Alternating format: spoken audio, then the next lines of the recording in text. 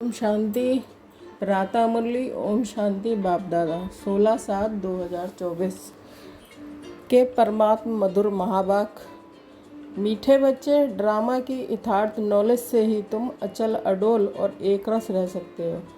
माया के तूफान तुम्हें हिला नहीं सकते हैं। प्रश्न: देवताओं का मुख एक कौन सा गुण तुम बच्चों में सदा सिखाई देना चाहिए?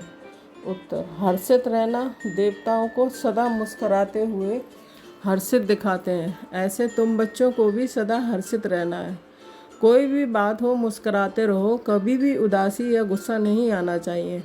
जैसे बाप तुम्हें राइट और रॉन्ग की समझानी देते हैं, कभी गुस्सा नहीं करते हैं, उदास नहीं होते हैं, ऐसे तुम बच्चों को भी उदास नहीं होना है। ओम शांति। बेहद के बच्चों को बेहद का बाप समझाते हैं।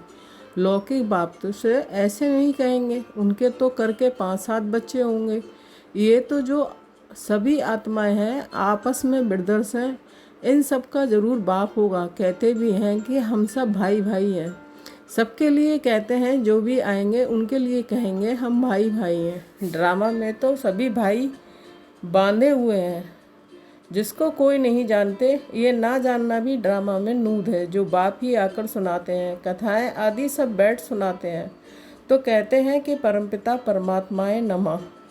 अब वह कौन है ये जानते नहीं हैं। कहते हैं ब्रह्मा देवता, विष्णु देवता, शंकर देवता, परंतु समझ से नहीं कहते हैं। ब्रह्मा को वास्तव में देवता नहीं कहेंगे, देवता विष्णु को कहा जाता है। ब्रह्मा किसको भी पता नहीं है। विष्णु को देवता ठीक है, शंकर का तो कुछ भी पार्ट है नहीं, उनकी बायोग्राफी नहीं है। शिव बाबा की तो बायोग्राफी है। वह आते ही हैं पतितों को पावन बनाने, नई दुनिया स्थापन करने। अभी एक आदि सनातन देवी देवता धर्म की स्थापना और सब धर्मों का विनाश होता है। सभी कहाँ जाते हैं? शांति धाम। शरीर तो सबके विनाश होने हैं, नई दुनिया में होंगे ही सिर्फ तुम। जो मुख्य धर्म है उनको तुम जानते हो, सबके तो नाम ले नहीं सकेंगे। छोटी छोटी टालियाँ तो बहुत हैं।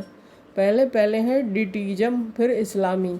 ये बातें सिवाय तुम बच्चों के और कोई की बुद्धि में नहीं है। अभी वह आदि सनातन देवी देवता धर्म पर्याय लोग है, इसलिए बनन ट्री का मिसाल देते हैं। सारा झाड़ खड़ा है, फाउंडेशन है नहीं। सबसे बड़ी आयु इस बनन ट्री की होती है, तो इसमें सबसे बड़ी आयु है आदि सनातन देवी देवता धर्म की। वह सब पर्याय लोप हो, तब तो बाप आकर कहे कि सभी एक धर्म की स्थापना और अनेक धर्मों का विनाश होना है। इसलिए त्रिमूर्ति भी बनाया है, परंतु अर्थ नहीं समझते। तुम बच्चे जानते हो कि ऊंचते ऊंच भगवान है, फिर ब्रह्मा विष्णु शंकर, फिर सृष्टि पर आते हैं। तो देवी देवताओं के सिवाय और कोई धर्म है नहीं। भक्ति मार्ग की भी ड्रामा में नूद है। पहले शिव की भक्ति करते, फिर देवताओं की। भारत की ही तो बात है। बाकी तो समझते हैं कि हमारा धर्म मठ पंथ कब स्थापन होता है। जैसा आर्य लोग कहते हैं कि हम बहुत पुराने हैं, वास्तव में सबसे पुराना तो है ही आदि सनातन देवी देवता धर्म। तुम जब झाड़ पर समझाते हो तो खुद भी समझ लेंगे कि हमारा धर्म फलाने समय पर आएगा। सबको जो अनादि अविनाशी पार्ट मिला हुआ है सो बजाना है। इसमें कोई का दोष बा भूल नहीं कह सकते हैं। ये तो सिर्फ समझाया जाता है कि पाप आत्मा क्यों बने हैं। मनुष्य कहेंगे कि हम बेहद के बाप के सब बच्चे हैं, फिर सब ब्रदर्स सतयुग में क्यों नहीं है। परंतु ड्रामा में पार्ट ही नहीं है। ये अनादि ड्रामा बना हुआ है, इसमें निश्चय रखो और कोई बात बोलो नहीं। चक्र भी दिखाया है कैसे ये फिरता है, कल वृक्ष का भी चित्र है, परंतु ये कोई जानते नहीं कि इनकी आयु कितनी है। बाप कोई की निंदा नहीं करते हैं, ये तो समझाया जाता है कि तुमको भी समझाते हैं।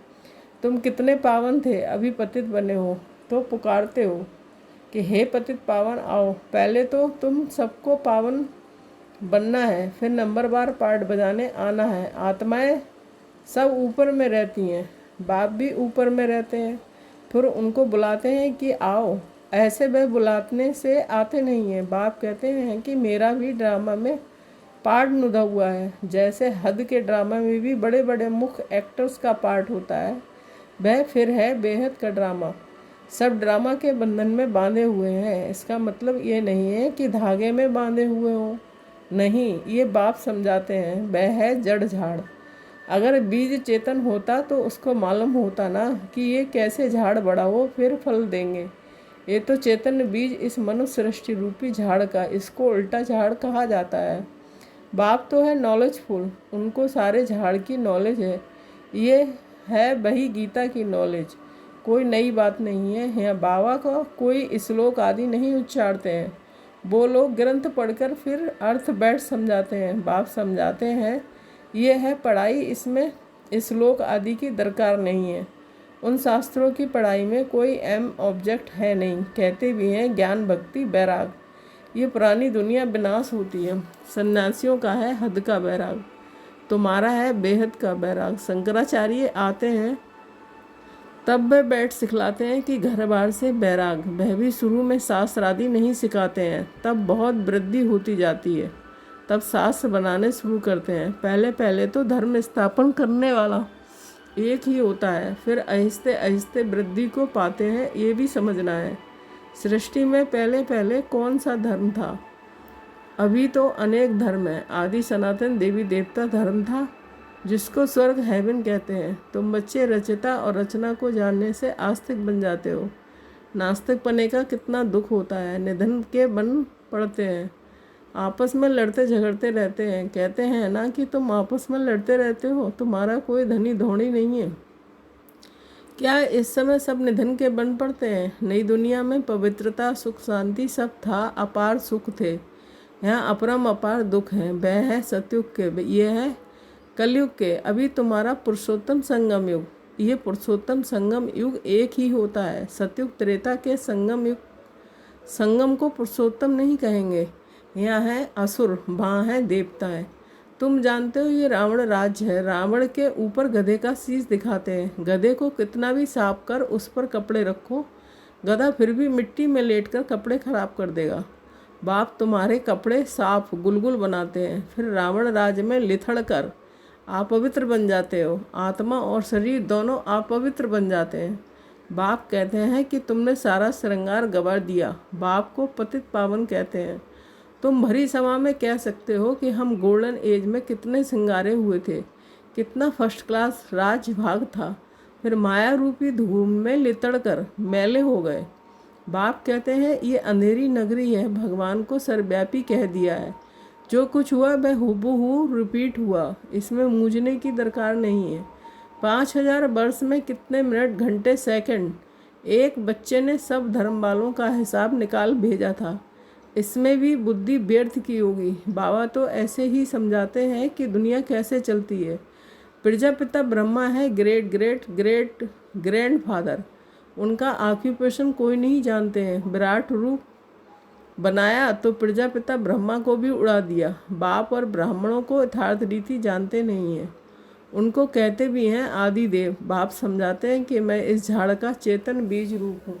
ये उल्टा झाड़ है। बाप जो सत्य है, चेतन है, ज्ञान का सागर है, उनकी ही महिमा की जाती है। आत्मा ना हो तो चल फिर भी ना सके। गर्भ में भी 5-6 मास के बाद आत्मा प्रवेश करती है, ये भी ड्रामा बना हुआ है। फिर आत्मा निकल जाती है तो खलास। आत्मा अविनाशी है, वह पार्ट बजाती है। ये बाप आकर रियलाइज कराते हैं आत्मा इतनी छोटी बिंदी है, उसमें अविनाशी पार्ट भरा हुआ है। परमपिता भी आत्मा है, उनको ज्ञान का सागर कहा जाता है। वही आत्मा का रियलाइजेशन कराते हैं। वह तो सिर्फ कह देते हैं परमात्मा सर्वशक्तिमान हजारों सूर्यों से तेजोमय है, परंतु समझते कुछ नहीं है। बाप कहते हैं कि ये सब भक्ति मार्ग में वर्णन किया हुआ और शास्त्रों में लिख दिया है। अर्जुन को साक्षात्कार हुआ तो कहा मैं इतना तेज सहन नहीं कर सकता हूँ, तो वह बात मनुष्यों की बुद्धि में बैठी हुई है। इतना तेजो में किसके अंदर प्रवेश करे तो फट जाए। ज्ञान तो नहीं है ना, तो समझते हैं कि परमात्मा तो हजारों सूर्य से तेजो में है, हमको उनका साक्षात्कार चाहिए। भक्ति की भावना बैठी हुई है तो उनको वह साक्षात्कार भी होता है। शुरू शुरू में तुम्हारे पास भी ऐसे बहुत साक्षात्कार करते थे, आंखें लाल हो जाती थी। साक्षात्कार किया, फिर आज वह कहाँ है? वह सभी हैं भक्ति मार्ग की बातें।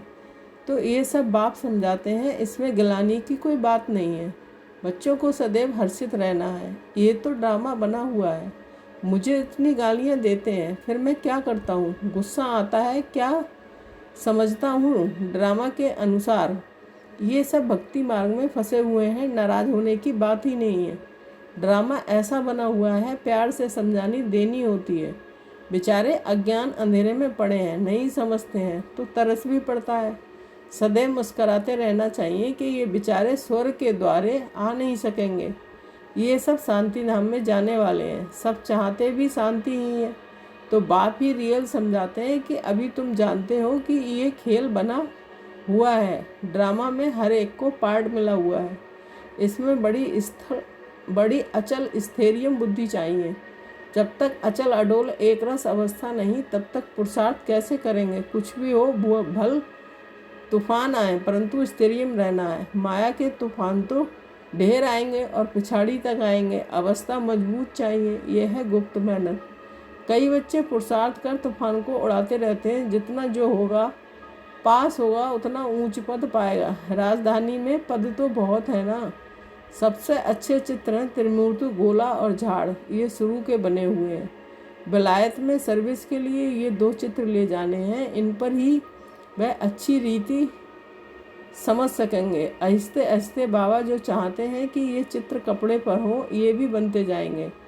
तुम समझाएंगे कि ये कैसे स्थापना हो रही है। तुम भी इसको समझेंगे तो अपने धर्म में ऊंच पद पाएंगे। क्रिश्चियन धर्म में तुम ऊंच पद पाना चाहते हो तो ये अच्छी रीति समझो। अच्छा मीठे मीठे शकील दे बच्चों के प्रति माता पिता बाप दादा का याद प्यार और गुड मॉर्निंग। रूहानी बाप की रूहानी बच्चों को नमस्ते। हम रूहानी बच्चों की रूहानी माता पिता बाप दादा को याद प्यार, गुड मॉर्निंग, नमस्ते नमस्ते, शुक्रिया बाबा शुक्रिया। धारणा के लिए मुख्य सार 1 पॉइंट। इस पुरुषोत्तम संगम युग पर पवित्र बन स्वयं का श्रृंगार करना है। कभी भी माया की धूल में लिथड़कर श्रृंगार बिगाड़ना नहीं है। 2 पॉइंट। इस ड्रामा को यथार्थ रीति समझकर अपनी अवस्था अचल अडोल स्थैर्य बनानी है। कभी भी मूंझना नहीं है, सदैव हर्षित रहना है। वरदान: सोच समझकर हर कर्म करने वाले पश्चाताप से मुक्त ज्ञानी तू आत्मा भव। स्पष्टीकरण: दुनिया में भी कहते हैं कि पहले सोचो फिर करो। जो सोच कर नहीं करते, करके फिर सोचते हैं तो पश्चाताप का रूप हो जाता है। पीछे सोचना ये पश्चाताप का रूप है और पहले सोचना ये ज्ञानी तू आत्मा का गुण है। द्वापर कलयुग में तो अनेक प्रकार के पश्चाताप ही करते रहे, लेकिन अब संगम पर ऐसा सोच समझकर संकल्प व कर्म करो जो कभी मन में भी एक सेकंड भी पश्चाताप ना हो। तब कहेंगे ज्ञानी तू आत्मा। स्लोगन: रहम दिल बन सर्व गुणों और शक्तियों का दान देने वाले ही मास्टर दाता हैं। ओम शांति। Thank you Baba.